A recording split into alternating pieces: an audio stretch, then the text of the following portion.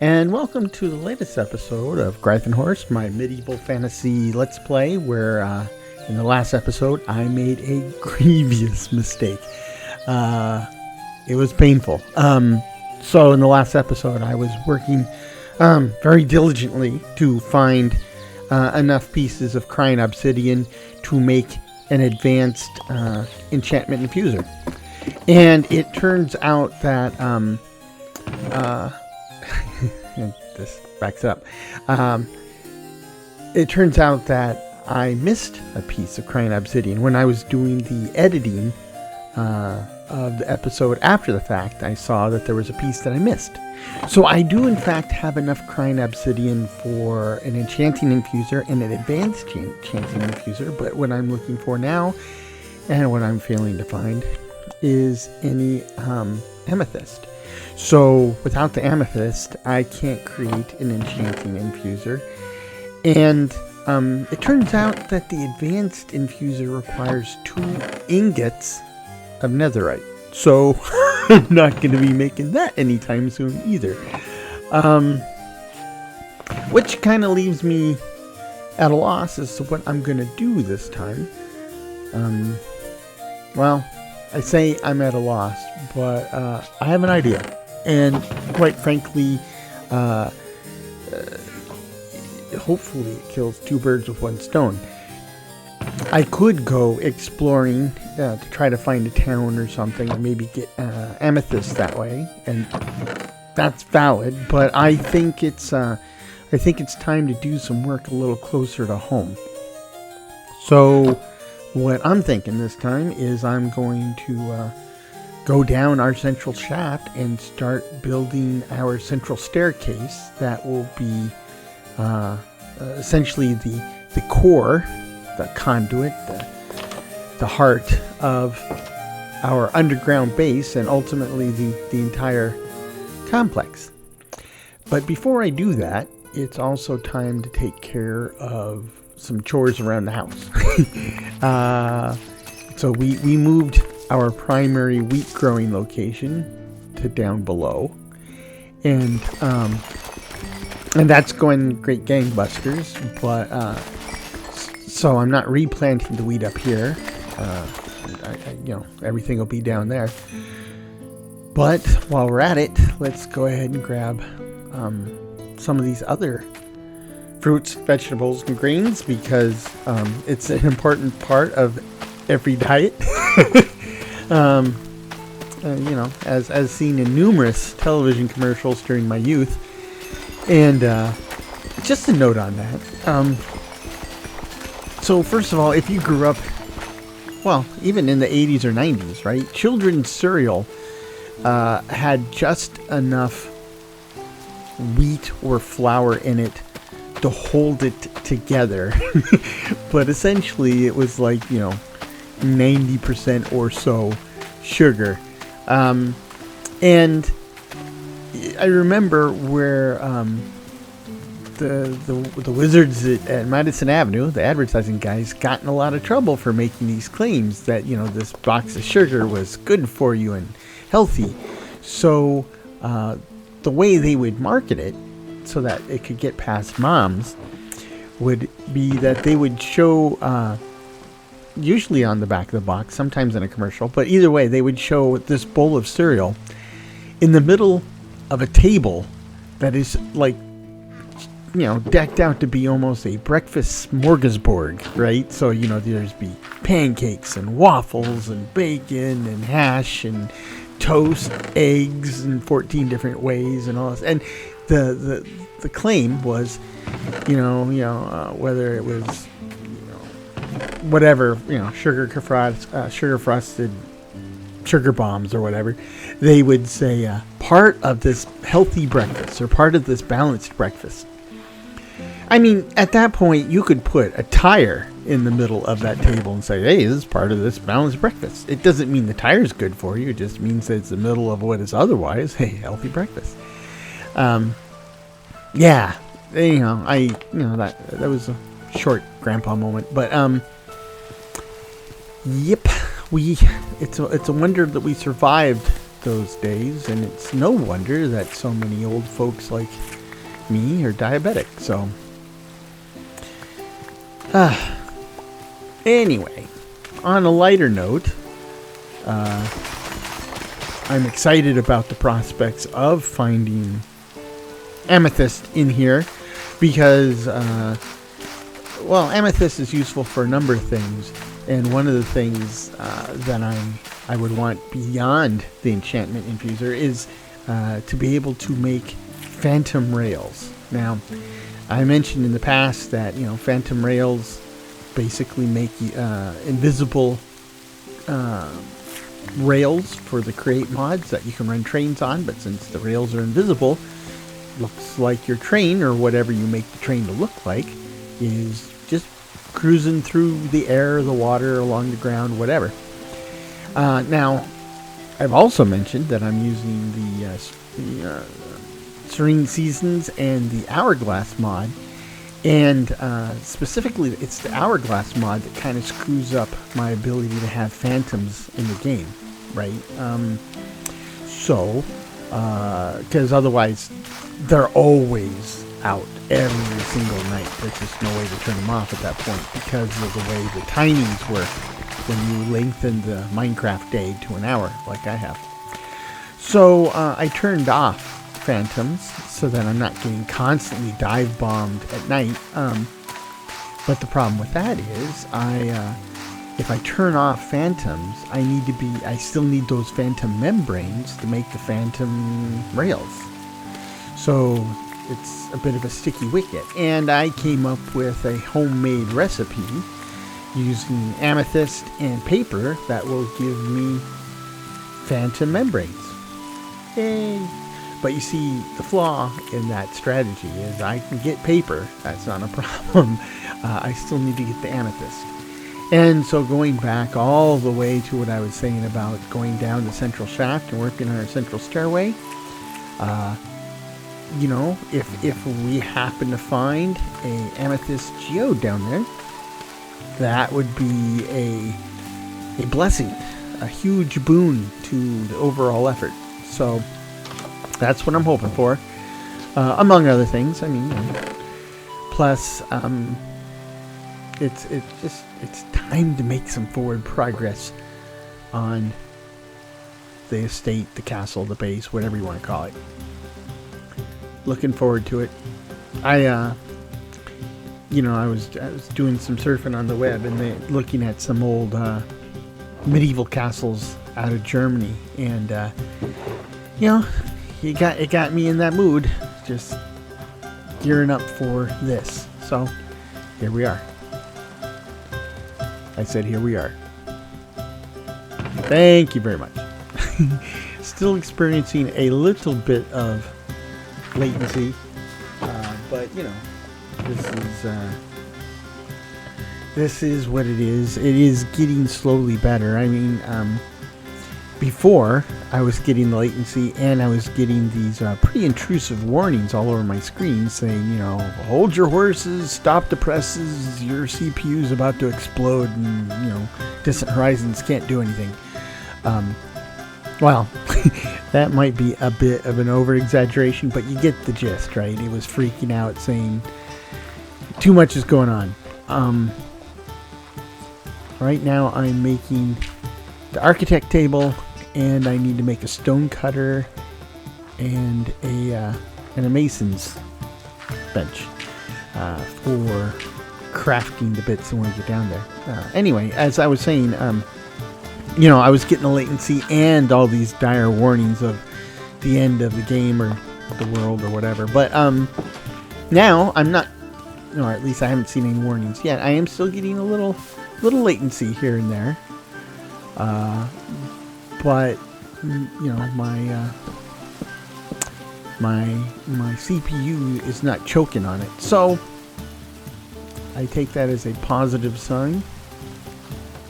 Headed in the right direction, and as I said before, it's mostly a matter of 6 months of playing the game.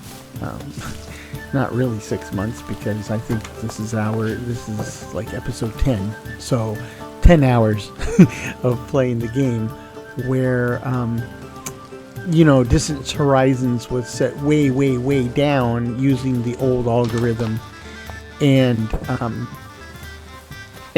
we were playing this area now that it's got all of its pieces in place, and all that backlog to redo. It's trying to go to town, but it can only do so much at a time without bringing my machine to its knees. And that's a statement, since I upgraded my machine. It's not cutting edge, state of the art, ready to run a super collider, but it is certainly no slouch. I'll give you that. So we'll see how this goes. But it was just a matter of time to find the right balance, and I think it will continue to get better as we move along. So what we're doing here is we are basically smelting our cobblestone into stone for the purposes of the stone cutter and the architect bench. I use my stone cutter to make some stone slabs that I can then use to make the architect bench.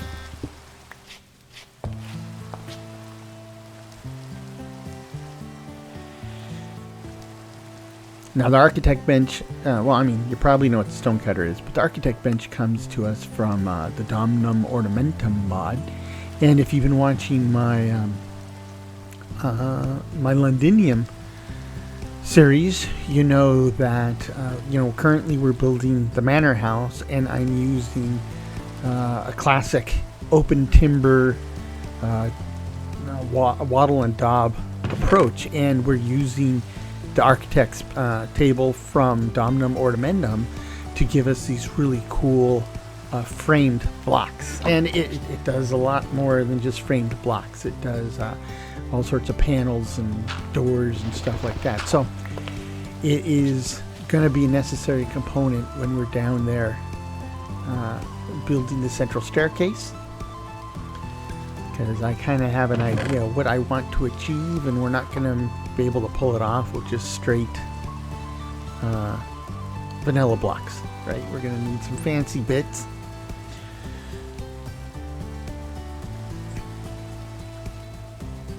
And that is an interesting point. The channel has been growing by leaps and bounds, so I thank all of you for that. But where I was headed with this is that the channel is doing well, and like I said, I thank you for that. But I just want to point out that we're really just getting started, right? So if you like what you've been seeing so far, and by the number of subscriptions and even some channel memberships, clearly people like what they're seeing. I think you're going to be happy as we progress through these builds, right? Because right now, for the most part, it's been me running around a lot, trying not to get my butt kicked too hard, and to gather the necessary bits and pieces to actually achieve something substantial. On some of the worlds, like this one, I think we're kind of at the tail end of the whole survive and get your act together phase. So we're going to start moving forward into more and more of the building stuff, more and more of the world creation, which is, of course, hence the name, World Builder, right? That's where I got that. So it's kind of like we're down to the meat and potatoes. We've eaten we had the salad, we had the soup, we ate the breadsticks. Now it's time to feast on the main course. And I'm excited about that. I'm excited about that for all of them. I guess technically we're kind of in that space too with New Londinium, and have been for a few episodes.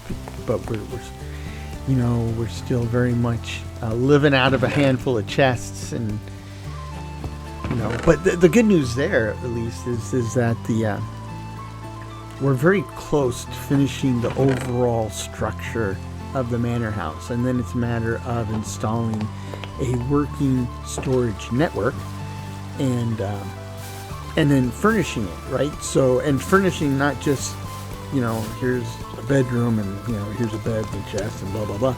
But furnishing also means like building workstations and a functioning kitchen and some other great stuff that's going to help us to do what we need to do. So I'm looking forward to all of that. And of course, there's my From the Rubble series where we're just trying not to get killed.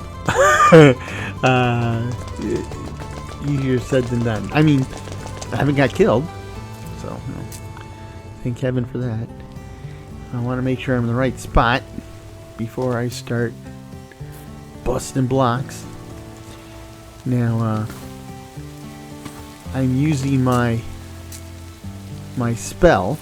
I call it Big B's Paxel, in commemoration of the Archmage Big B, who's a member of the original Greyhawk Dungeons and Dragons campaign. And I'm not quite far enough as far as mana regeneration or mana reserves that I can just dig 100% of the time using my virtual Paxel, but it's close.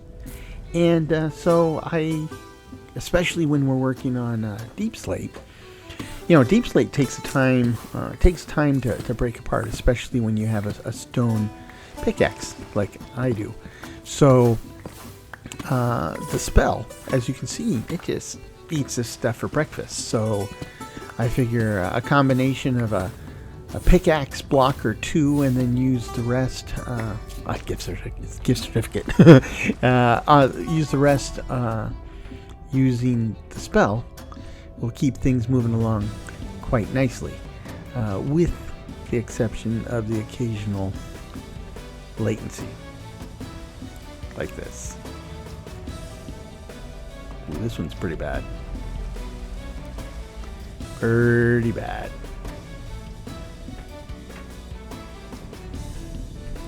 Really, really bad. You know what this reminds me of? If you ever watched Stargate Atlantis, not Stargate Atlantis, Stargate SG-1, there was an episode where there was a team that had dialed into a world using their gate, which are a lot like nether portals, and but that world was in a star system where the star was turning into a black hole, and it stopped time. It was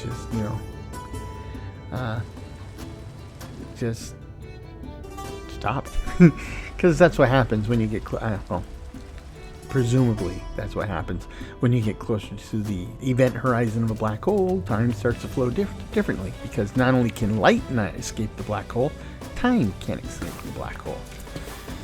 I'm not quite sure how time can be affected by gravity. Well, I do know how time can be affected by gravity. That's starts to make my head hurt, though. So we'll skip that. I don't have any ibuprofen nearby. Anyway, so the central shaft. This so there's going to be a central shaft in all three of my Let's Play worlds, but the central shaft.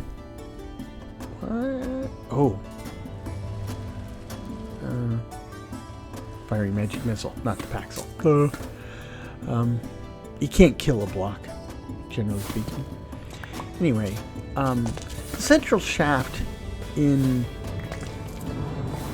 Oh, nice. The central shaft in From the Rubble and New Londinium, they're different, right? They're different from what I normally do because, for one thing, New Londinium is the largest single project I've ever attempted, and so everything's scaled up on a different scale. And so there is a central shaft, but it is, like I said, on a different scale and with a different design. And From the Rubble is actually on the project's smaller, but I put it on the same scale and have a different design for that because in that case too, I want to be able to bring vehicles up and down that central shaft. And so I have a different design in mind there. However, what we have in Greifenhorst, this is basically the design that I've traditionally used in the core shaft of my vanilla worlds, which had a bit of an evolution, right? So long ago, when I first started playing Minecraft, and it was on what was then called Pocket Edition at the time. And in fact, it was on my iPhone, which was an iPhone 4, by the way. So if you want to talk about Pocket, that was like as tiny as they get. And surprisingly, since I have such a hard time, more latency, I have such a hard time seeing tiny stuff now. I cannot imagine how I played Minecraft, of all things, on iPhone 4 with a screen that's like slightly larger than a postage stamp. But again, I might be over exaggerating. But the point is that I started there, and of course, the early Minecraft, I go into Hobbit mode, burrow into a side of a hill, and there you go.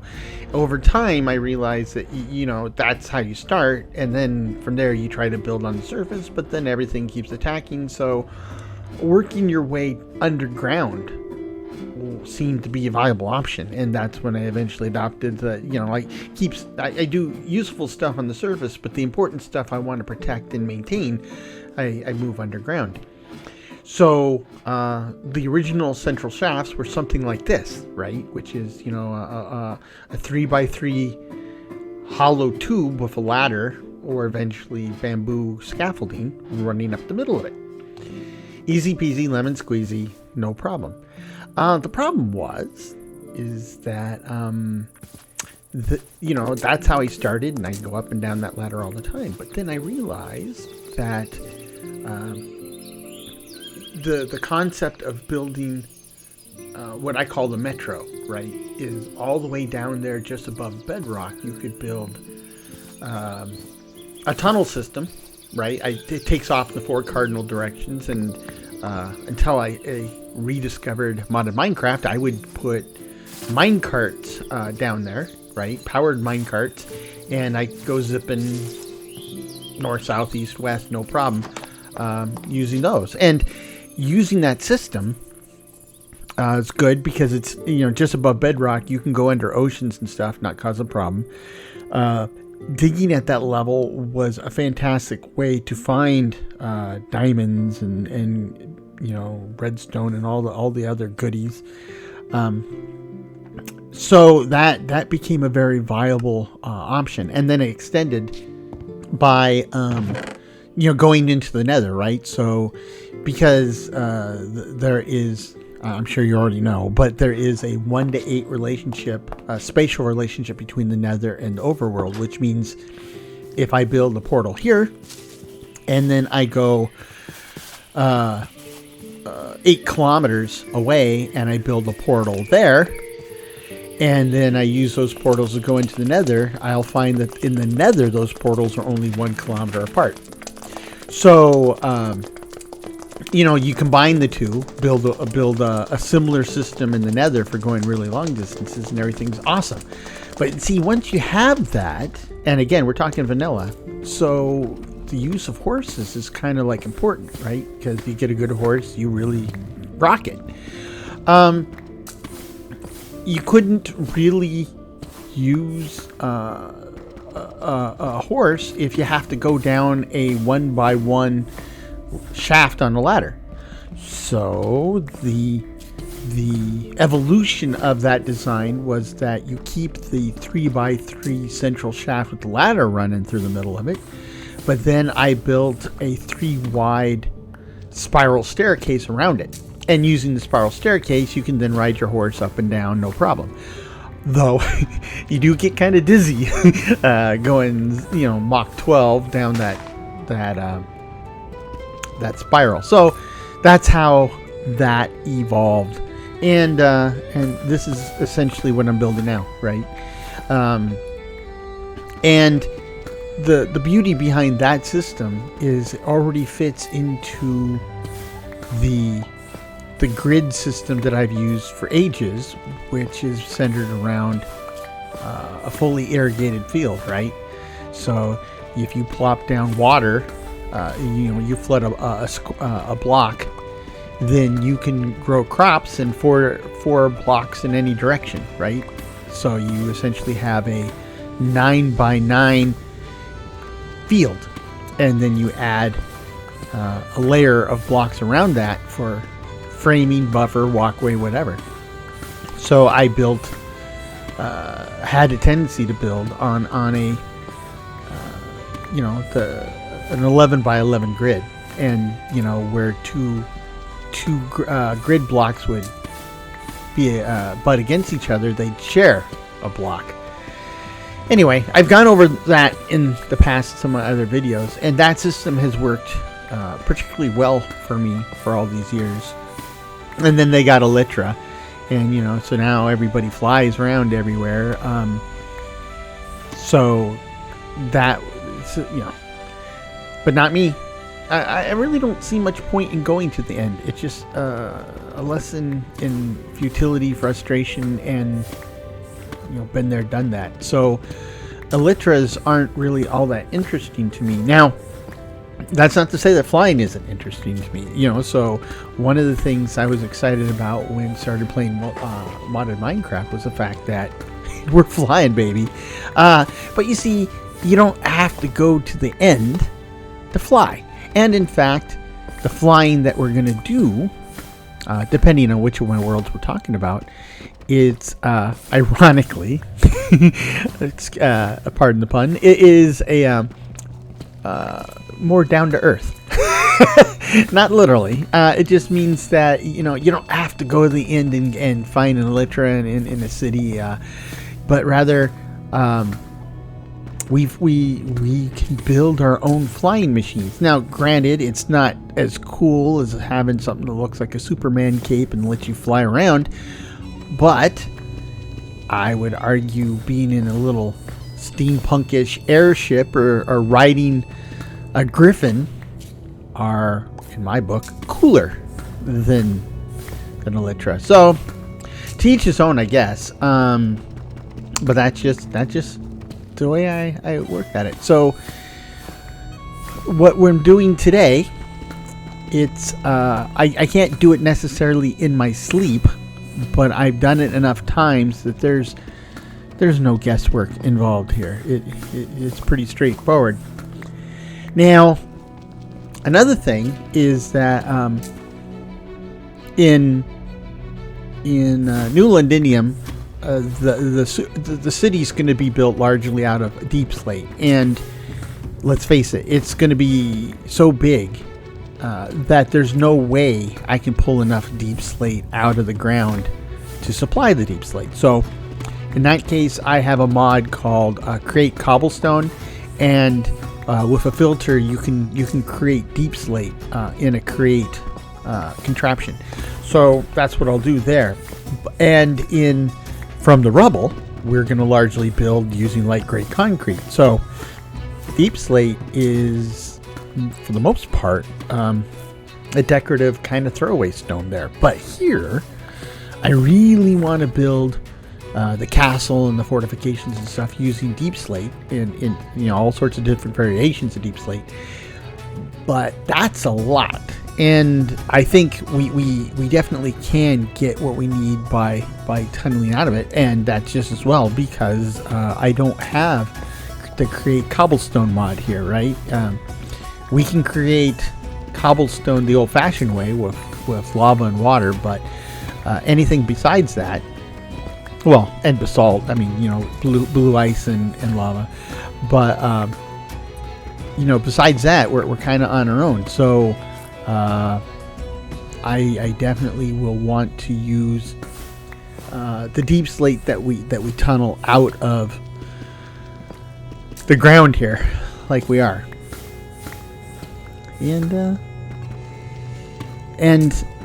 So where I was headed with that is,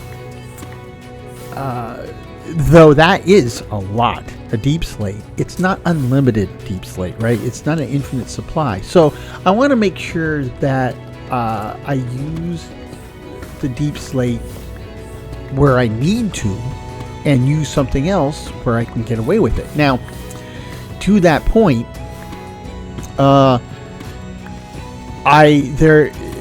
again, it's kind of an OCD hang up of mine, but you know, I like having blocks in place as if this was the actual structure, right? And what I'm saying is, like, some people, when they build, if a block isn't shown, they don't care what that block is. So they only put blocks in the places you can see them. Not me, right? So I like in this case, I would like to have a foundation. So there will be the blocks you walk on, and obviously if you're walking on it, you can see it. And so that would be in this case, it's going to be deep slate cobblestone, or cobbled deep slate. But there needs to be a foundation layer underneath that. And since you won't see it, it doesn't need to be deep slate. So what I'm going to need to do here shortly is I'm going to need to cook up some cobblestone to make regular stone. And then from there make stone bricks. And that is my block of choice for building the filler. Right? Again, I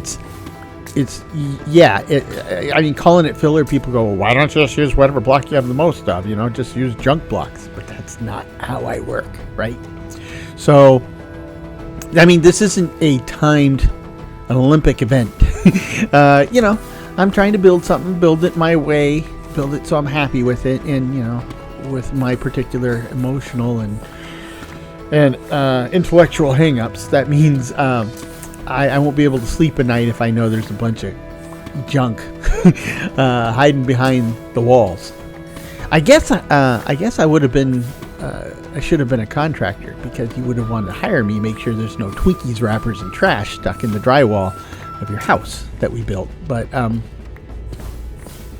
didn't go into contracting, so yeah, you probably do have, you know, soda cans and what have you, you know, McDonald's wrappers behind the drywall in your house.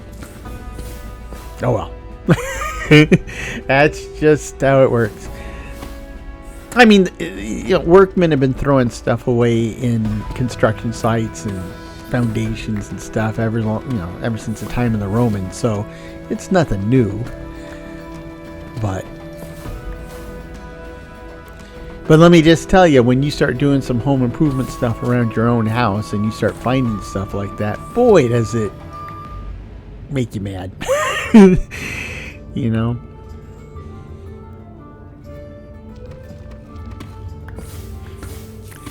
So, like I said, 11 by 11. So what that means is we'll have a 3 by 3 core that holds our central shaft. Then you have 3 more blocks in every direction for the staircase and the walkway. And that right there is 9 by 9. So then we have one more layer where we build the walls that basically serve as the shell for this central stairway. I'm lagging again.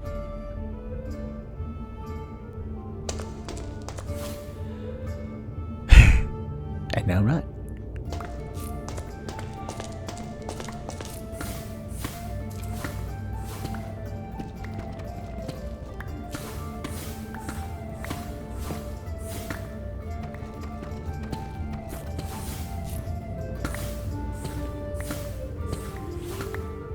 Now, the nice thing about the break spell, or as I call it, Big B's Paxel, is that the bottom level of the spell, the base level, which I'm using right now, is the equivalent of using an iron pickaxe.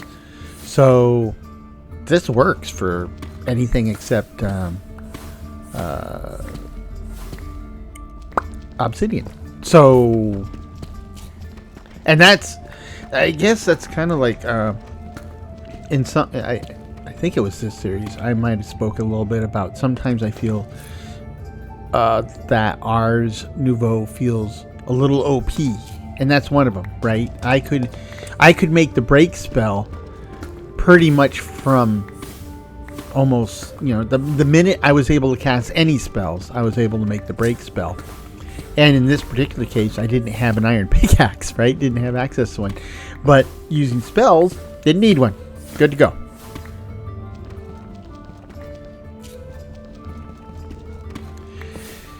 Of course, then being able to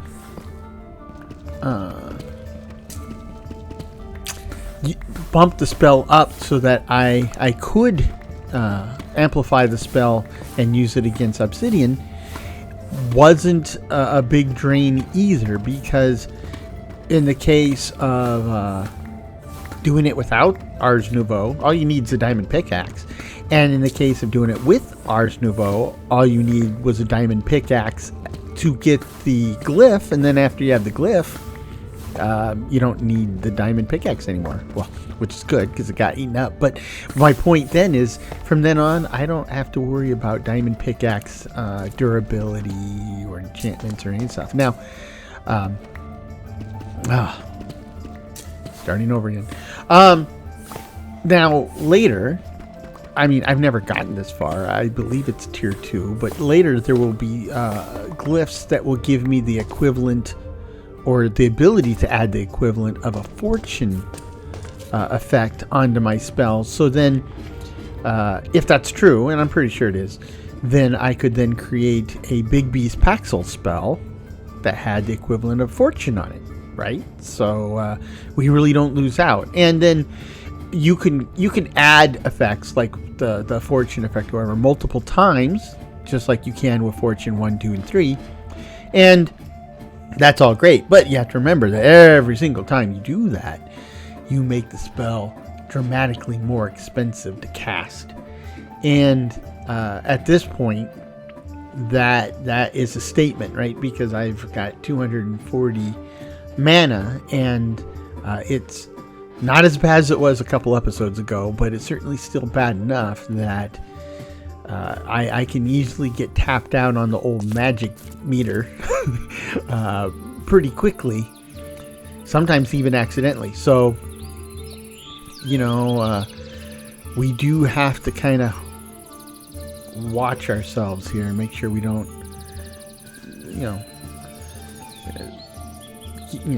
overextend, I guess is what I'm trying to say. So let me grab a bunch more of this cobblestone.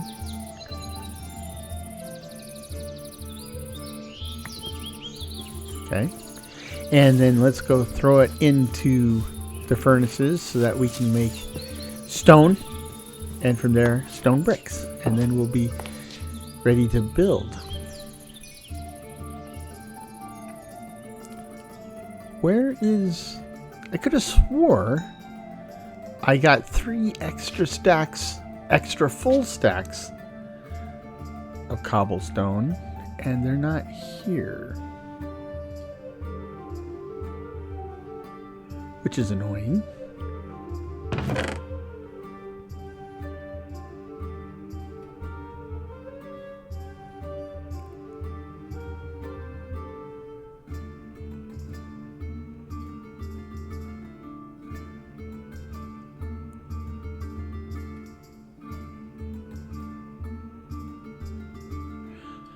Got to keep my silvers properly lined up.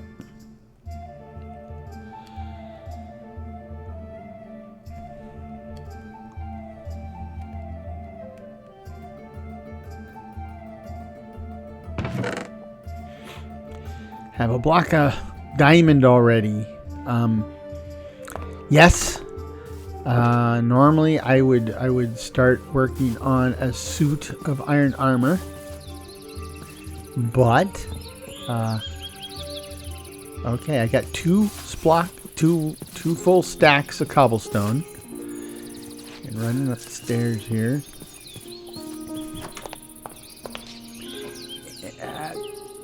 Bait and switch. Gone.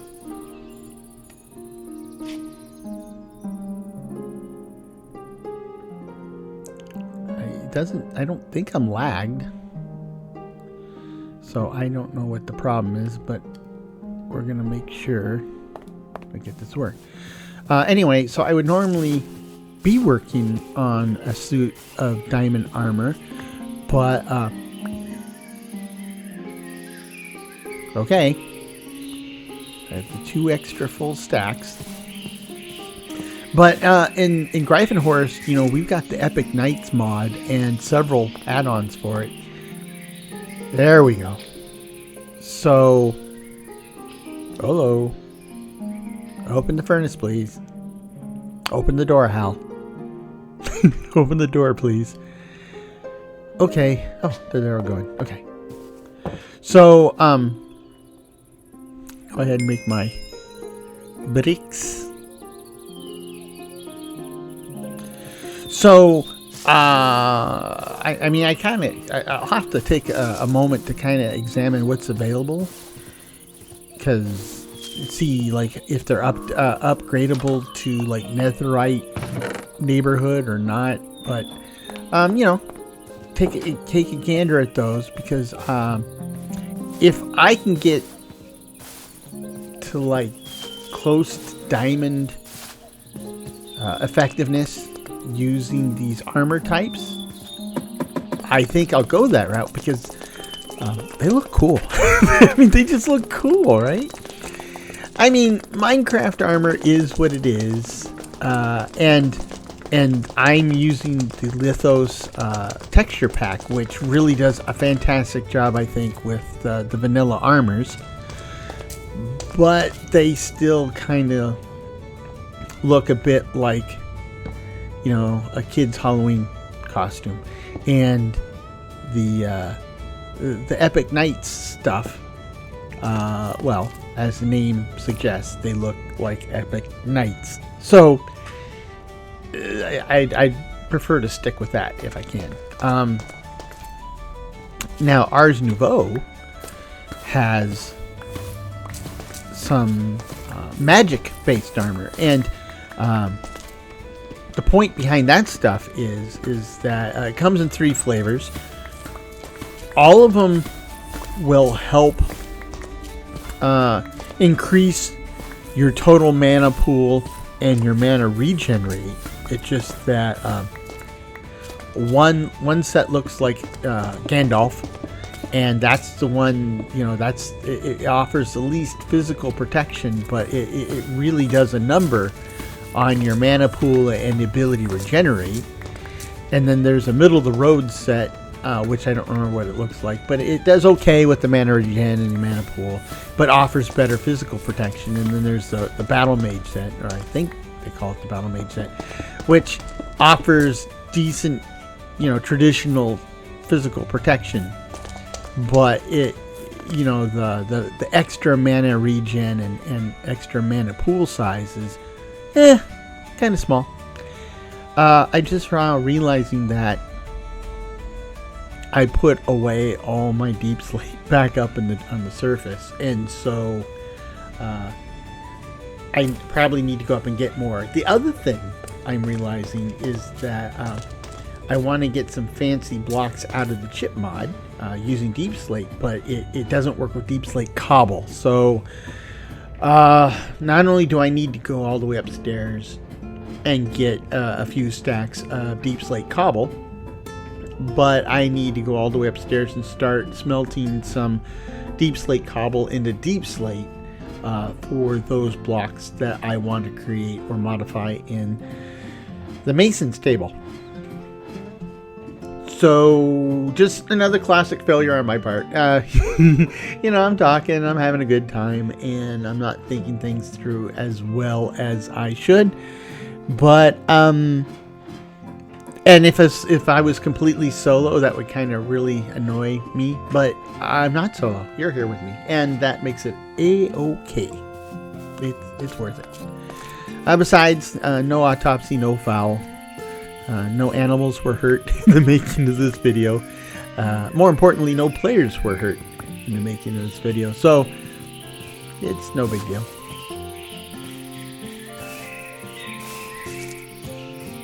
I don't know if it's done cooking that stone yet, though. I didn't mean to do that. I meant to shut the door and said I knocked off a piece of the tree. Oh, so this is... I just got to get in the habit of switching back to like the crafting spell so that I don't keep accidentally shooting stuff and people and everything in between.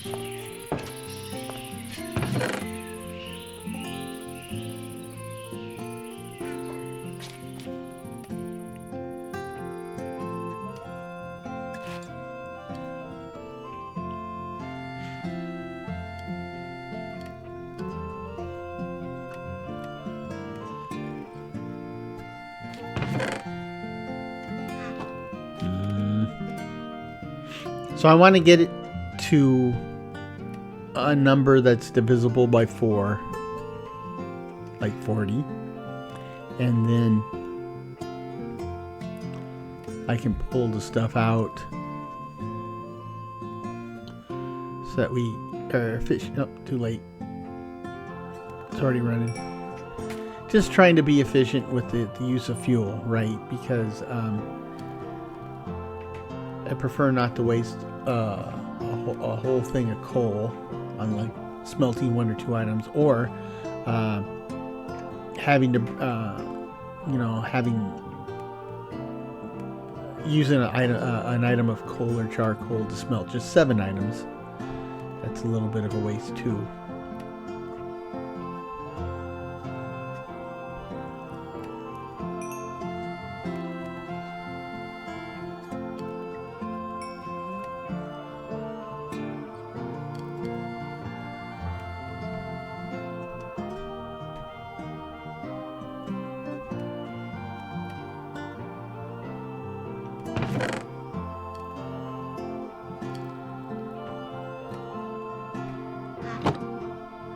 So while we're letting that deep slate cook for a minute,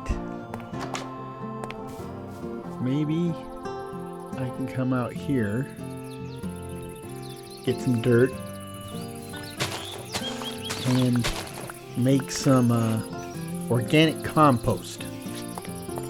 We don't have a lot of this stuff yet, but it's enough to get some pieces, and if we can get some organic compost cooking to the point where we can get rich soil, we can accelerate the whole process. I didn't realize until now just how much bone meal I have. So that's a lot of bone meal.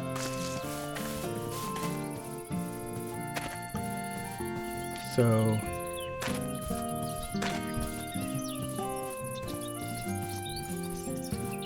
I think, therefore I am.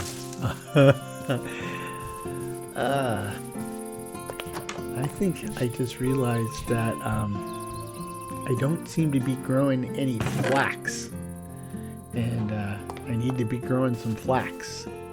So let's get those flax seeds and get the flax planted.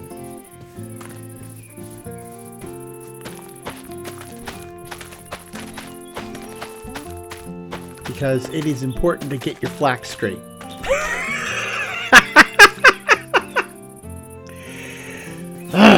Excuse me.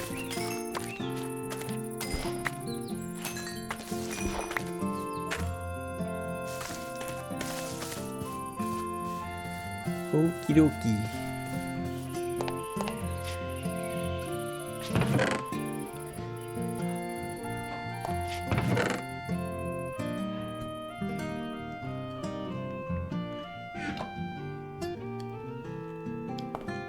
Still cooking, and it will be.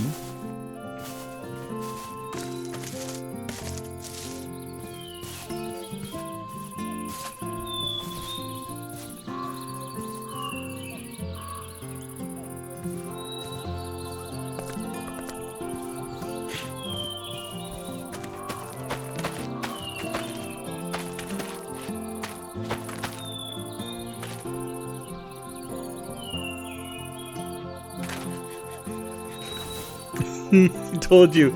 Yep, I just blew some blocks out of the side of the cliff.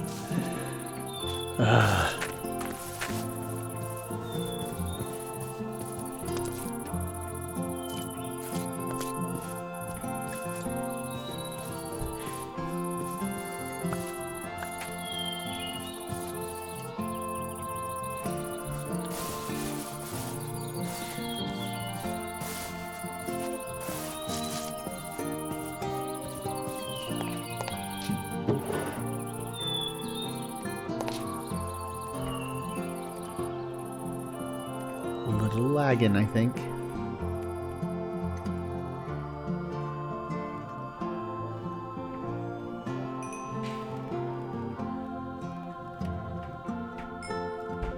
This will be enough to get us going for now. We'll need to come up and get some more. And probably add even more to the furnace. So the strategy there is the blocks that I use for the bulk of this castle will be the deep slate tiles, right? And those just need a stone cutter, and you can make them out of deep slate cobble, no problem.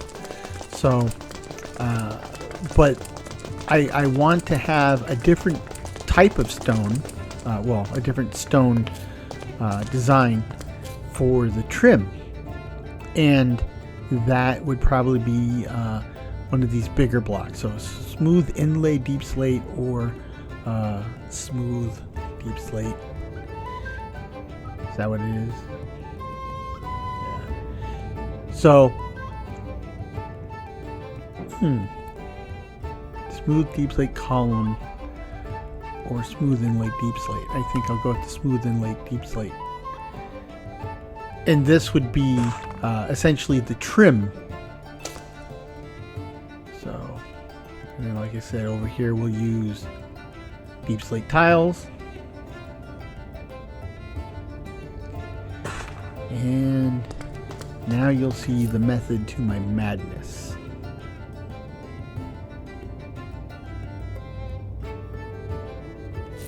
So in the corner, we'll establish these trim pieces. And then put the edge of the doorway. So even knowing this layer won't be seen, this layer is going to be essentially where we line everything up for the foundation. Foundation of all the layers that come above. Oops. Too far.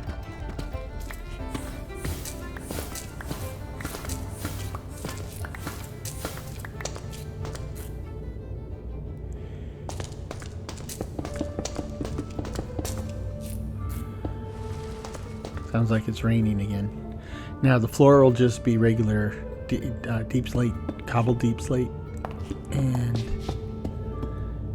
like I said before, I love the texture that the Lithos guys came up with for deep slate and cobbled deep slate. I really do need to see about contacting them to see if they have any heartache with me using their pattern but converting it to the cobblestone colors, because I think it makes a better cobblestone texture as well.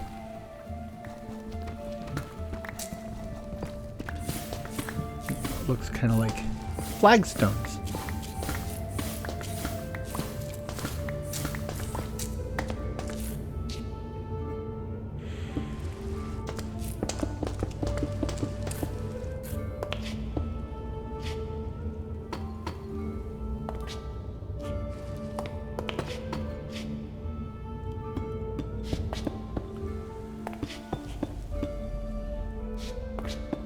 Now I don't remember if I mentioned this last time when we were, well, not last time, but when we were originally digging the central shaft. I'm actually surprised we didn't hit any big open cave spaces. And I guess I'm also surprised that we didn't hit any lava. That has a, lava is a common occurrence underground, especially at these steeper levels. And now that, in hindsight, didn't really run into any, which, I mean, not complaining. I mean, like they say, don't look a gift horse in the mouth.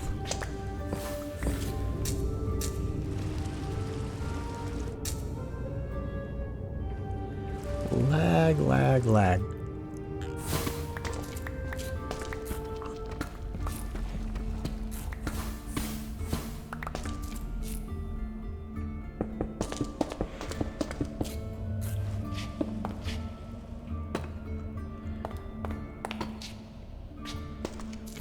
1, 2, 3. So now I need to,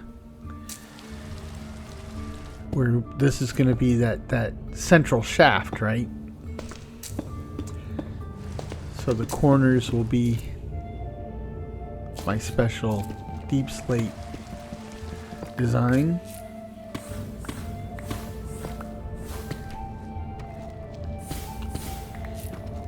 And I believe it's the cork mod that lets my ladder stay functioning even though in the block that was holding it's gone.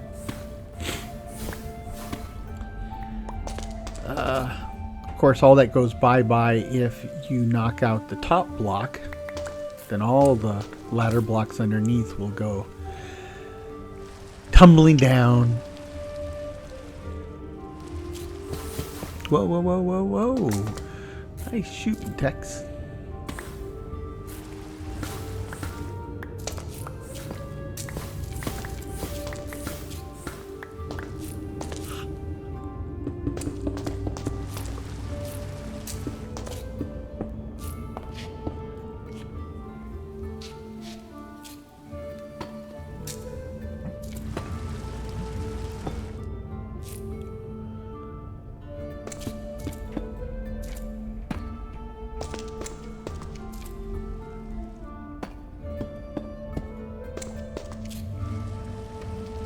Yeah, I just remembered I don't need to put blocks in here because these are going to be covered up.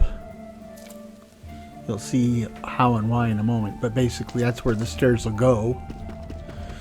And these will be covered up too, because by the time we get to this point there will be a wall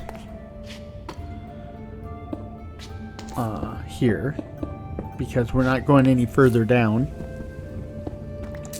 Now I can move this stuff over to this wall. So it's out of the way. That's kind of cool. So we're lagging, but while I'm lagging, I can look at the hitbox for the mason's table without the actual mason table being there. Little freaky.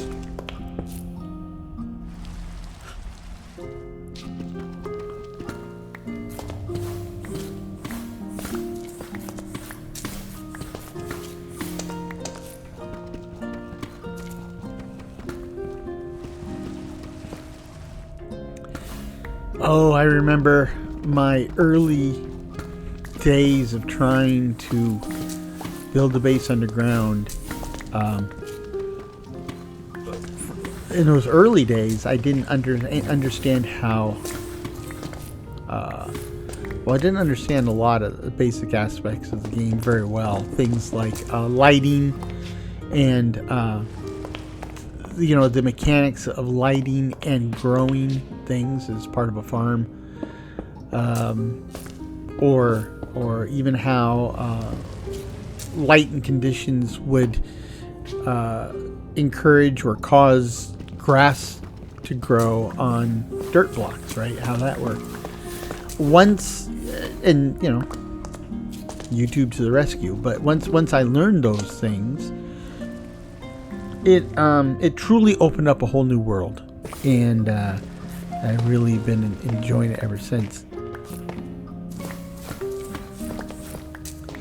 And it's at that point that you start to see kind of behind the curtain a little bit, right? Because on the surface that your kids, spouse, partner, boss looks at, they look at the Minecraft and they say, oh my god, it's a kid's game, it's a stupid game, it's simple, what are you doing wasting your time on it?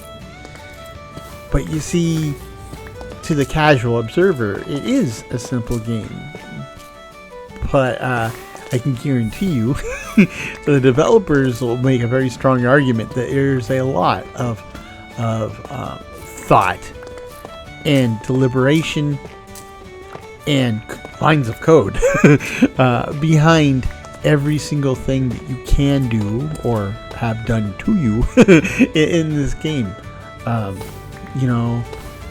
lot of thought has gone into it. Now, that being said, I think a lot of that thinking started coming after the fact. So, Notch and crew, they got this thing up and running, just kind of winging it as they went along. I mean, I think they accidentally stumbled on something that was a home run. But, again, they hadn't really... I just grew up. I don't think they had fully contemplated, right? They were kind of in that mode where they were throwing stuff on the wall to see what sticks, and generally most stuff did, but they hadn't really ever done a stop, drop, and roll to think about, well, if we want to add feature A, how can we add feature A so that it's extendable, scalable, or whatever? And let's face it, in a lot of cases with startups, that's crazy talk, right? That just slows things down, and or you never got to that point in your own experience or training. So, the quote, different strokes. What you talking about, Willis? But, once you've been around the track a few times, before you get too crazy in your implementation, especially of a V1 product, the questions that you should be asking yourself aren't just like, how does this work now, but also, how will this work in the future? What are the next steps? And I don't think by the time those questions were being asked in Minecraft, you kind of had a hodgepodge of different mechanics and data structures and stuff, and it's very hard to go in and not reverse engineer, but retroactively add scalability and backwards compatibility now that the ship is long sailed.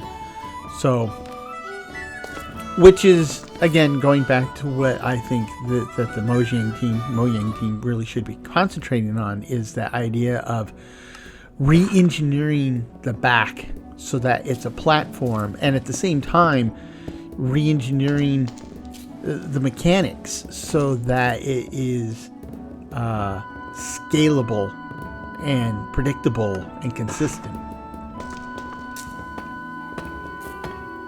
Now you can see why I put the stone bricks there, because you're not going to see them.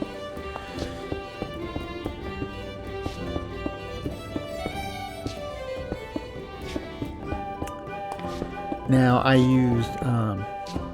use cobbled deep slate for my floors, because I have a cobbled deep slate stair piece, and the floors match the stair piece. Now I would prefer to use a deep slate for the floors and the stairs, but there is no deep slate stair piece, so that's why that is done that way. And if you're looking at these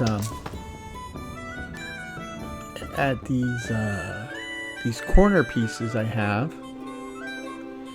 you've noticed that I've got kind of a staggered thing going.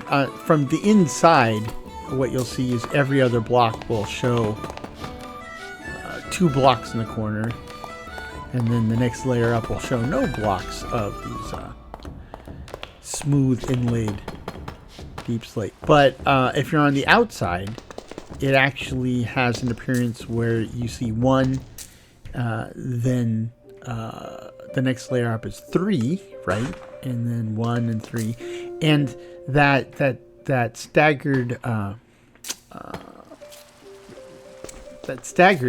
that effect is called coins.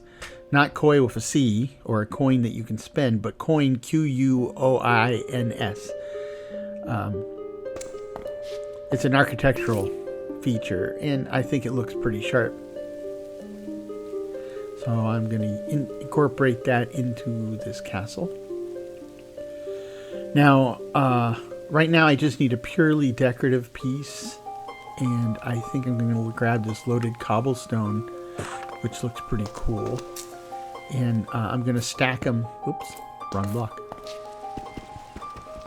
I'm I'm going to stack them right here as an inlay for this wall.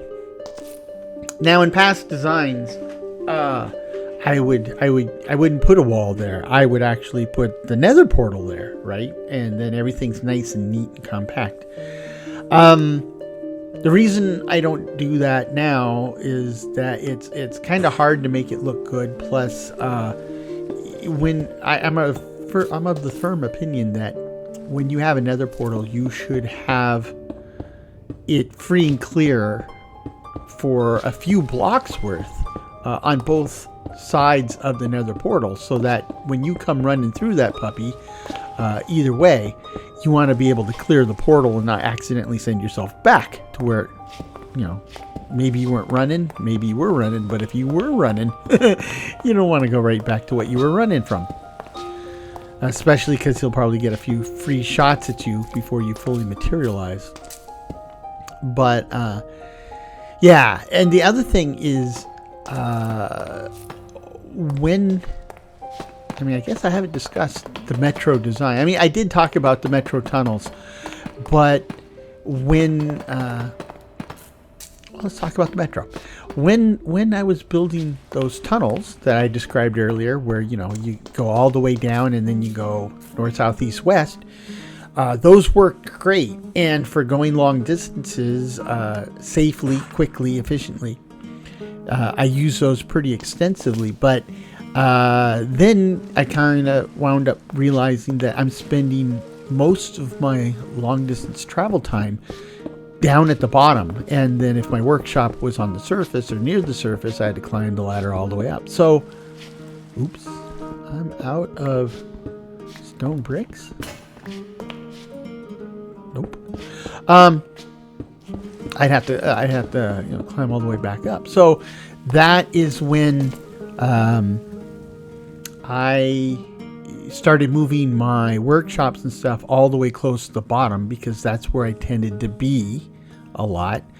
And I also, when I set up the metro, the obvious logical place for a nether portal would be as close to that network as possible. And so it's got to be down low, but I also need, because of that relationship I described with the nether.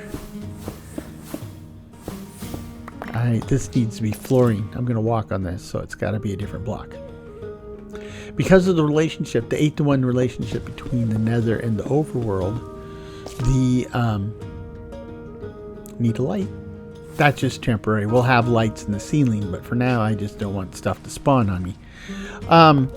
Because of that relationship, it's a lot easier to keep everything lined up if you have numbers that are easy to track or easy to line up. So my point is, if I have a base that's centered on 0, 0, if I have my portal very close to 0, 0, then it makes it easier to compute the numbers when I'm in the nether or even elsewhere in the overworld. And like I said, I used to have it like as part of the stairwell, which was really close to 0, 0, but I wanted to be able to be on both sides to have some space on both sides of the portal. So now I move it out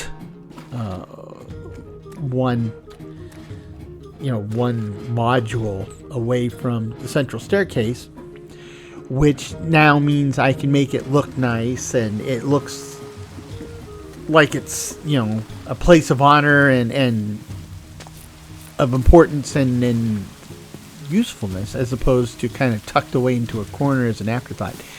And the numbers are still pretty easy to work with, so that's what I do. And so where you have the level at the very bottom for the metro itself, the level above it, I call it the metro concourse. And of course, if you were to have a metro or a train station, that's where you would go have your tickets and your waiting room and stuff. But in this case, it's also where you have your nether portal. Also in this case, since we have the Aether as a mod, it's where I will put the Aether portal.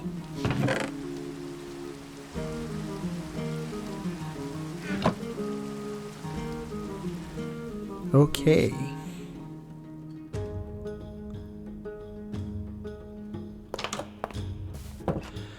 Now, I don't know how much I'm going to be able to get done this episode. I would love to get it done all the way to the next level, right? To the next floor.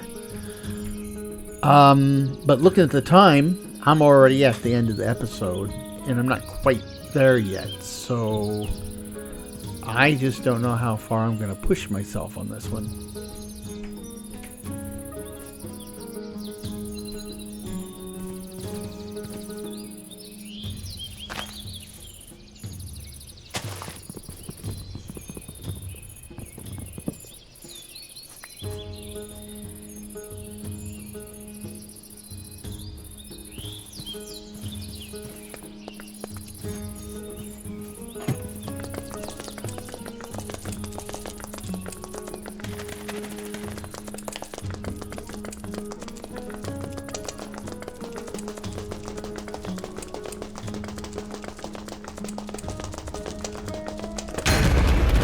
What in the blazes was that? Ouchie mama. Mayday, mayday, I've been hit. What in... What?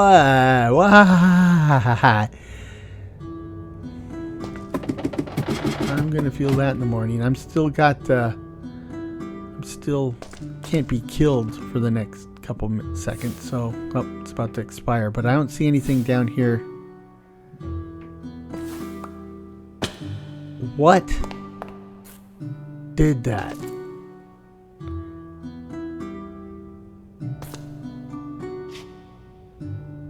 Something just ate my totem of undying.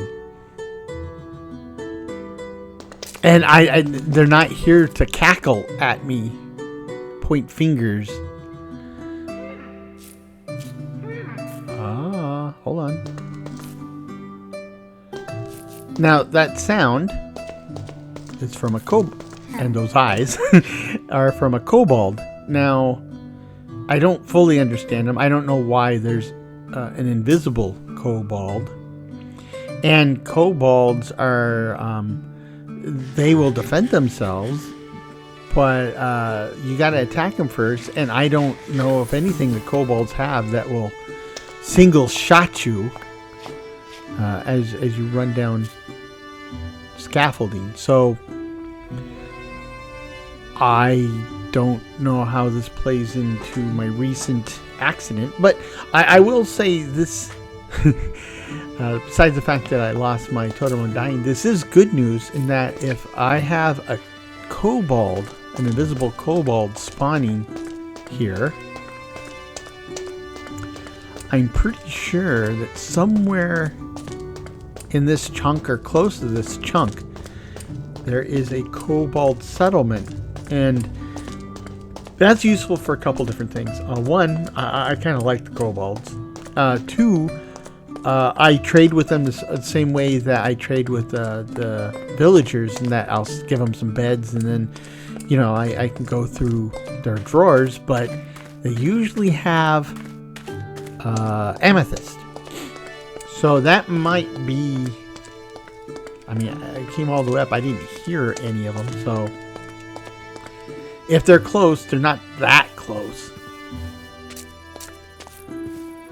Oh boy. That, poor heart can't keep taking those types of surprises, right? Oh. The last time I got surprised like that was when I was playtesting the Ice and Fire mod before I started this world. And I went into a mausoleum where the Gorgon lives. Gorgon can kill you. Was it this thing? That's just a moth. Nothing's killing me. Nothing's attacking. Anyhow, I went into a mausoleum. Didn't realize a Gorgon could single shot you just by you looking at its face. That's what I did. And it was one of those cases that it was so sudden, so unexpected, and of course they do the big boom sound effect. It really did freak me out, right? I mean, my hands were kind of shaking, right? Because I was like, I don't know what happened. Which, I mean, just a video game, but it really did do a number on my nerves. And that's not cool because, you know, I'm doing this to relax, by golly. So how do you expect me to relax if you're going to beam me in the head with a one shot, one kill bad guy?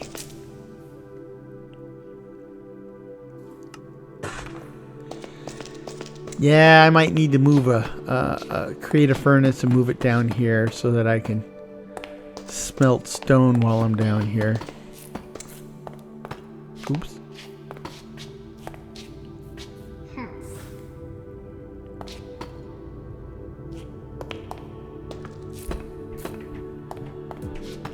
Ooh, I am I'm still kind of coming down on that boom.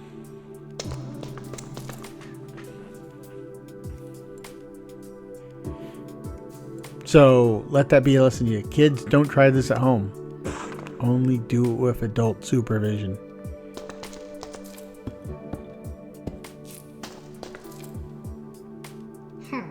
Yeah, that's pretty much what I thought.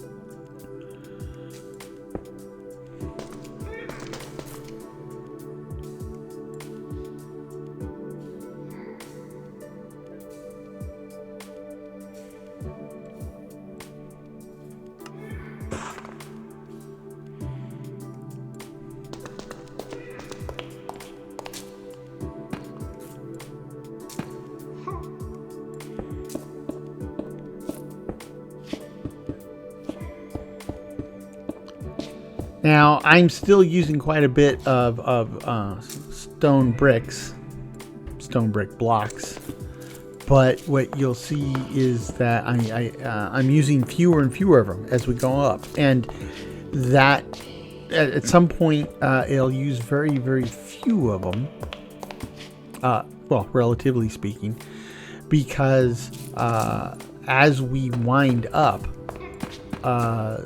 there will... You know, right now I'm using a lot as filler because we don't have any downward spiraling staircase from where I'm at now.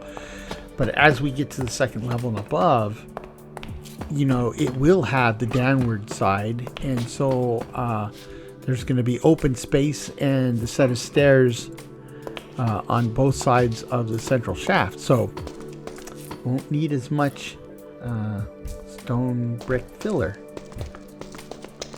as I'm using now.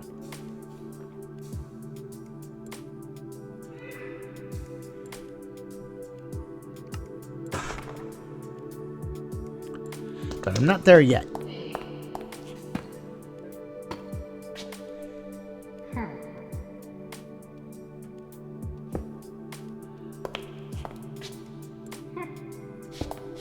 And I might need more stone brick blocks anyway.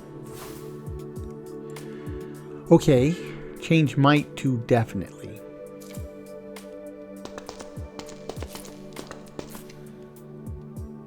But you can start to see how this is shaping up now. Or now that I'm looking at it, paying attention to what I'm doing, I can see how it's starting to shape up the way I like it to.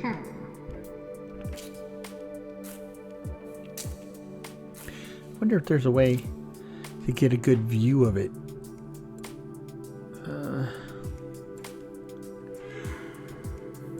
Just finish it.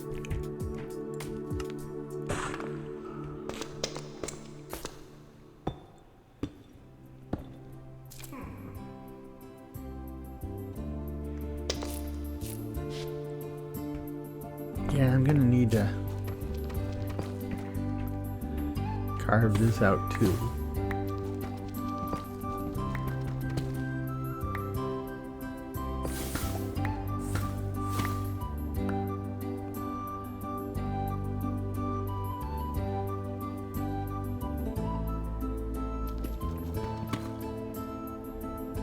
Lag.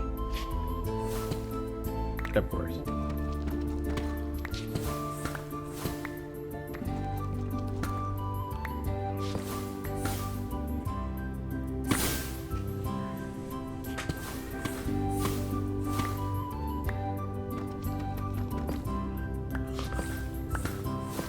I was just thinking that in this world, there's no way to create deep slate blocks, but I might have been wrong on that, because now I'm sitting here thinking about it. There's a spell called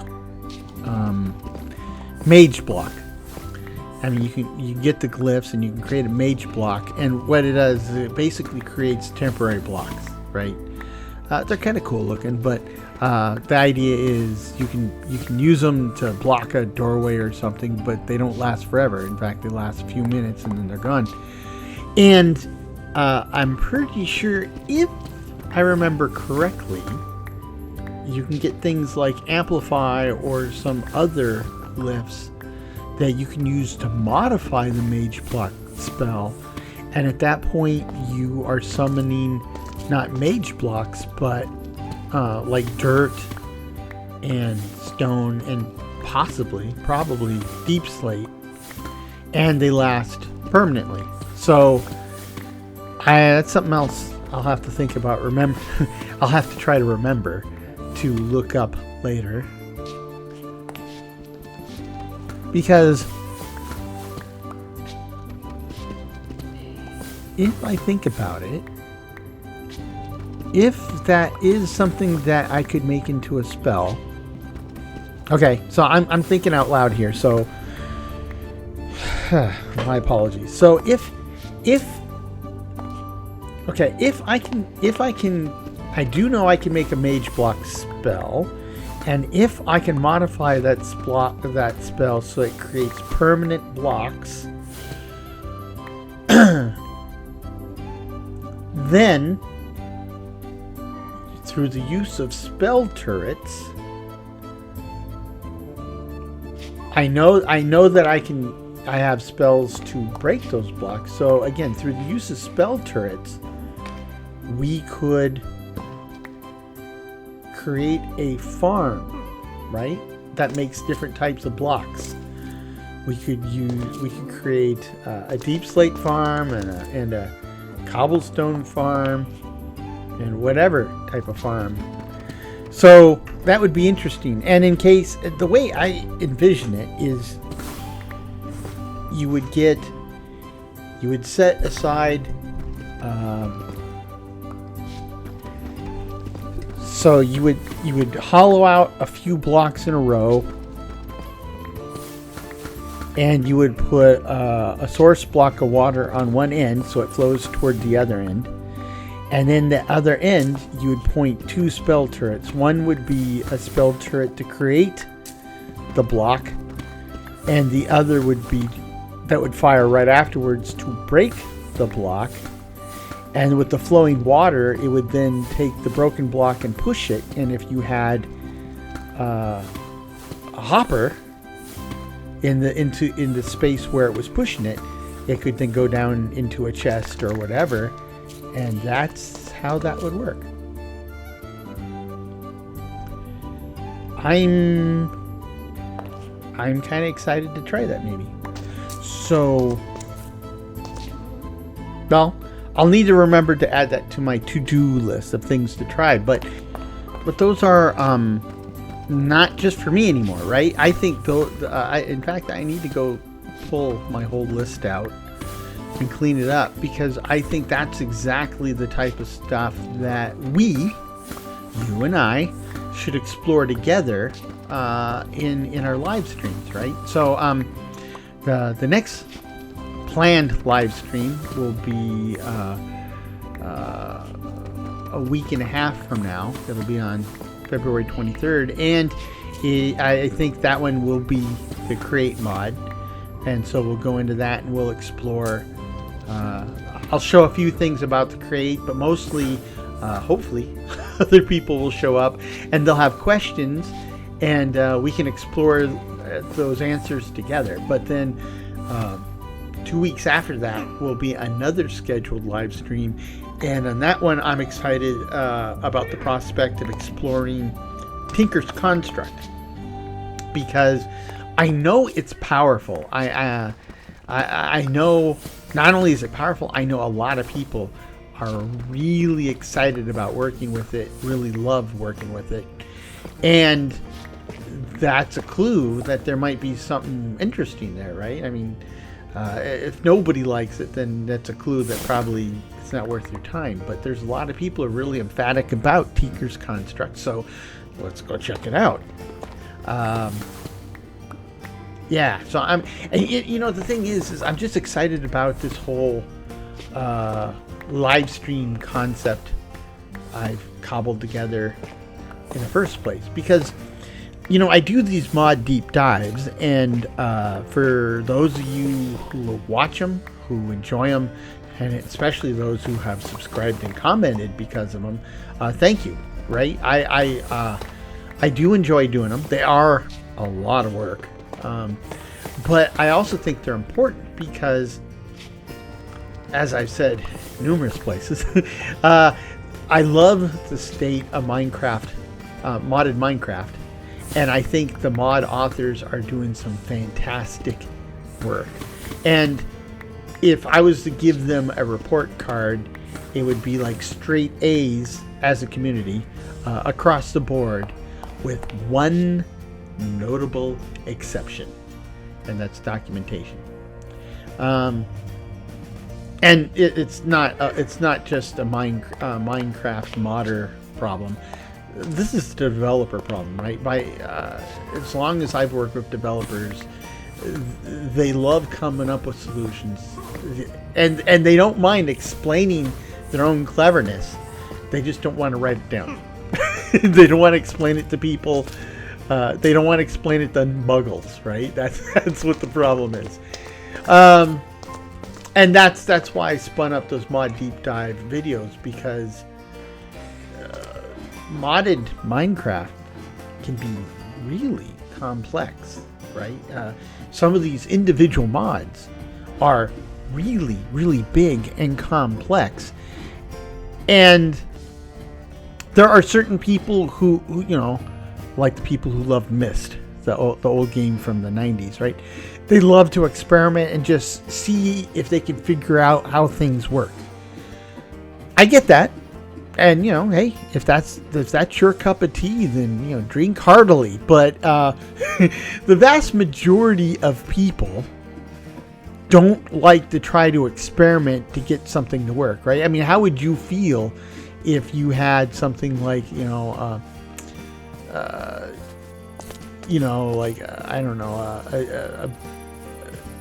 some type of woodworking tool or something that you took home, and of course it's let's say it's from IKEA, so it comes unassembled, but there's no instructions. You just have to figure it out. Good luck. Yeah, a lot of people are going to be pretty upset with that approach, because they're trying to get something done, or they want to put up their new bookcase and then kick back and watch TV. They don't want to spend all day trying to reverse engineer piece of furniture. And I kind of feel the same way about the mods, right? So you can have the most awesome mod in the world, but if you're going to rely on me to guess how it works, well, you really need to make sure that it is the most discoverable mod in the world. And if it's big and complex, I can almost guarantee you that that's probably not going to be the case, right? And at some point, people just get tired of trying to figure it out. So back to all my talk about live streams and the deep dive videos. I think that's an important public service for the modding community, as a benefit to devs, so they don't have to explain themselves, and a benefit to people trying to use the mods, so that they can figure out what they can actually do with this thing, not just in terms of how does it work, but maybe you don't have the mod loaded and you want to know whether you would even be interested about adding it to your world, right? And these live streams, they are, well, obviously less formal, but I think they give us an opportunity to talk through this stuff together. So in some ways, we won't go as deep across the board, but in other ways we can go a whole lot deeper, because it's not, I'm not trying to say here's the entire mod and I'm going to give you a somewhat detailed answer for everything. I'm going to say, here it is. We got questions, let's discuss it, and maybe we'll go crazy deep on just like one part of the mod. I mean, to that end, this might be the first of many times that we touch upon the create mod or Tinker's construct or whatever, right? Because even now I'm writing the script for a mod deep dive series, mini series on the create mod. And right now I haven't recorded the audio for this piece yet, but I'm pretty sure that I have written about an hour's worth of audio, and I guesstimate that I'm between a quarter and a third of the way through all the functionality of the create mod. So that's a lot of material that I hit at a fairly deep level, but a fairly general level. And with these live streams, if you're going to go deeper, well, the possibilities to go deeper on 4 solid hours of generalized content, it's crazy, right? And then here's the part where I blow your mind, because that's just vanilla create, right? I mean, create has its own little ecosystem of add-ons. In fact, with when I originally spun up Griffin Manor, I was using the create mod and immersive engineering because there was a little bit of overlap. The two vanilla mods complemented each other fairly well, and they both did what I wanted them to do. But over the course of time, more and more add-ons came out for the create mod, so that the overlap between the two was greater and greater, to the point where I didn't need immersive engineering, and it did some stuff in a way that I preferred. The create mod did things in a way that I preferred over immersive engineering, so stopped using immersive engineering. And I'm just thinking I should have created a lot more stone bricks while I was up there. I still have a lot of mining to do though, so it's just as well. Can I get a view?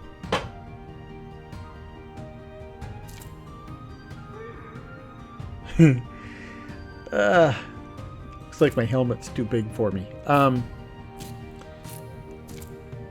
Is there any way I can stand to give you a good shot of scale? And not really. I think I'll have to come back with CMD cam and set up camera positions and do it that way. I mean, this kind of works, sort of. But, anyhow. Yeah, so, there's just so much there. And something that I've learned is, I've been on teams. Well, I've been on teams where I was the smartest guy on the team. That sounds vain, I know. But I've also been on lots of teams where I wasn't even remotely close to the smartest guy in the team. And I'm on teams, where I'm close to the idiot of the group. And and that puts me with some people who are like what I call spooky smart. But, when you have a bunch of people of any type of intellectual level, but talking things out, bouncing ideas off each other, you can still come up with some real bonehead ideas or thoughts, but as a general rule, you'll come up with something more interesting, far better than you would by yourself. And I mean, that's back to a whole argument about why diversity makes us stronger as a group, right? Because then you don't do boneheaded things like walk off a wall. But oh, you might. Of course, then it's a case of, well, if your friend walks off a cliff, will you follow him? Sure, maybe. Of course, it's more likely to make sure he's okay at the end before you follow him down. But this is my point: is these live streams are really interesting because I don't care who you are, you probably have something to teach the rest of us. Pure and simple. Even idiots, and in this case, I'm not talking about people who are stupid, but I'm talking about people who normally have some really wacky beliefs or whatever. Even idiots can sometimes have good ideas.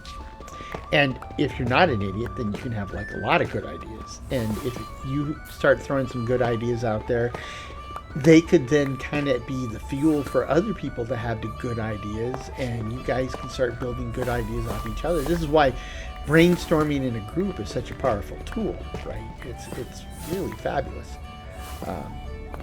and fun. Well, it can be fun. When you're thinking up all this cool stuff and people are in the zone and the creative juices are flowing, you'd be surprised at what you come up with, and you'd be surprised at how fun that is, right?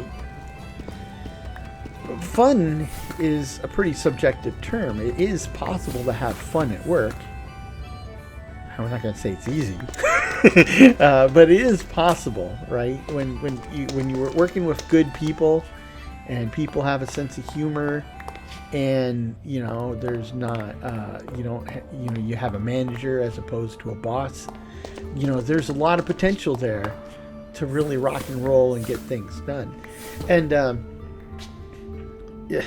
I recently had a bout of unemployment that lasted longer than I wanted, and one of the things I wound up having to explain a few times is I don't mind having a job where the job sucks, where the work sucks. I don't mind that as long as I'm with a group of people that know how to rock and roll, and they're good people, and we can laugh and stuff and get things done and support each other. I've had jobs where the job was awesome. It was picture perfect. It was exactly what I wanted, but I worked with a bunch of schmucks, and they drag you down. And I don't care how much money they were paying me. I didn't care how easy or nice or satisfying the job was otherwise. I don't want to hang out with a bunch of schmucks. They just drain you, right? So,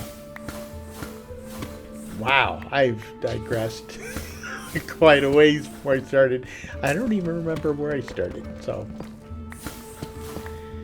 wow, looking at the clock, I'm an hour and 40 minutes roughly into this, which is way too long. Probably explains why I'm starting to have a bit of a mental breakdown here. Well, not that I'm having a breakdown per se, but rather that I'm fatigued. I'm tired. Wizard needs food badly. And if you have no idea what that is, I betcha that most of you don't know what that is, and those that do know what it is will probably tell me that it was something they played on the Nintendo or something. But let me tell you, boys and girls, that was one of my favorite stand-up arcade machines back in the day. That was pretty cool because 4 people could play at once. Everybody picked their role. I like the Wizard. Yeah, if you haven't caught on yet, it's about the old video game Gauntlet.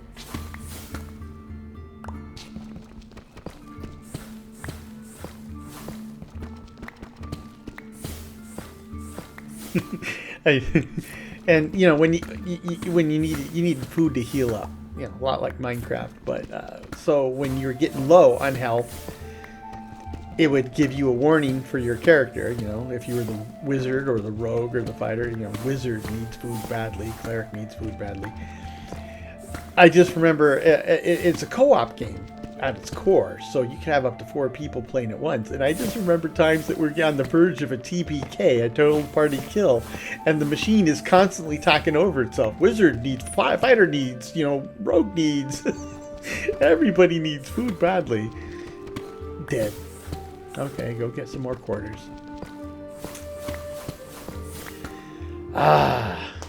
Even getting quarters for an arcade machine is kind of archaic, because most of the time I go someplace, if it's a modern arcade, to play a game, first of all, they use tokens or they just scan your card, and a single gameplay is like $1. Or you go to a retro arcade where it is still a quarter, if the machine works, right? The video screen was actually used for Space Invaders for probably 20 years, and now they're running Miss Pac-Man on it, so you could see the Miss Pac-Man graphics, but you could see the Space Invaders board burned into the screen. That's one of the things I was so impressed with. So impressed with back in the days was Star Wars, and that science fiction stuff was always all about having everything look new and shiny and clean. And then here was Star Wars set in a galaxy far, far away, and a lot of stuff definitely more advanced and futuristic than anything we had, but it looked like it had been beaten the snot out of it, right? It was just dirty and dumpy and junky, which is what eventually happens with technology. I'm talking about these old video games, and yeah, I'm describing them in the least flattering way, because we're now far enough along that some of that stuff is junk. Well, one man's junk is another man's treasure. To me, it's treasures, but remind me sometime to talk about one of my favorite games in the whole world. It was the stand-up version of Space War. Oh, I love that game. And there's only a few video games that had me laughing so hard that I was essentially incapacitated as a player, because I'm laughing so hard I couldn't, function well enough to react to stuff going on the screen. Space Wars is one of them.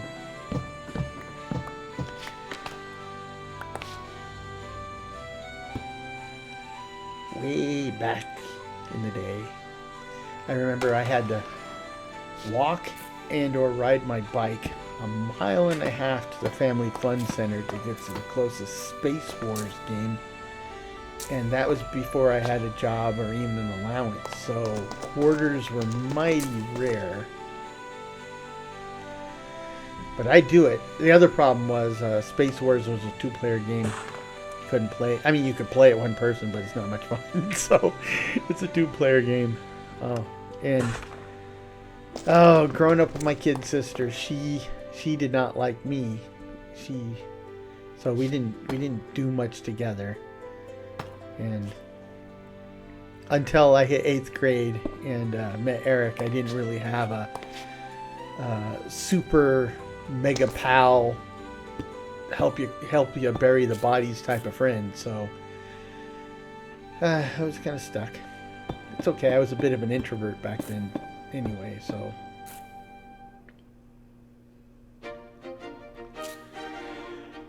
this is kind of crazy late, and I'm not going to finish this thing.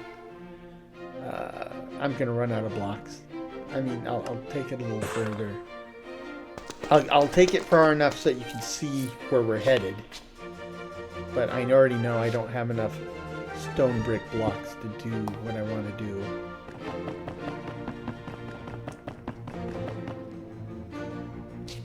Why is this? Okay. Take that.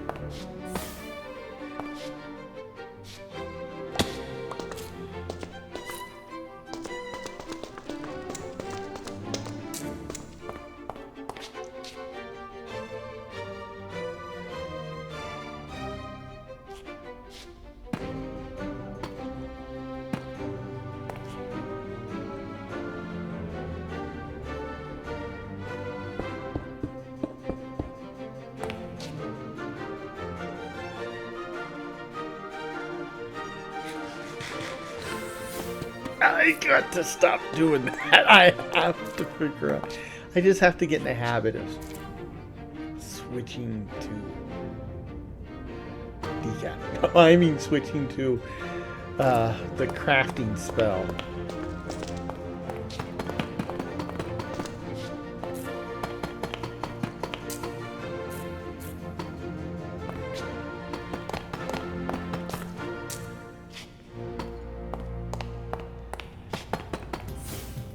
See? Ah. So, where we're getting to here is we're getting to what would essentially be the floor level of the next level up.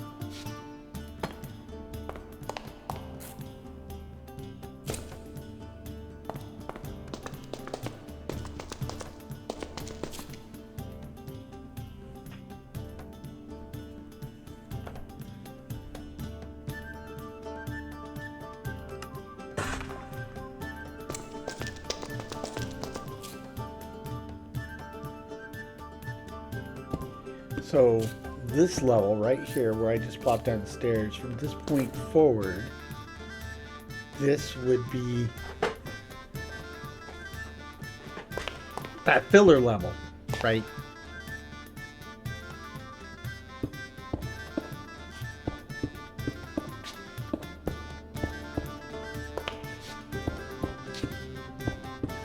Actually, I think I need to knock two of those out. I need to knock this one out and this one out, because that's where lights will be. Like I said, the lights will shine down from above.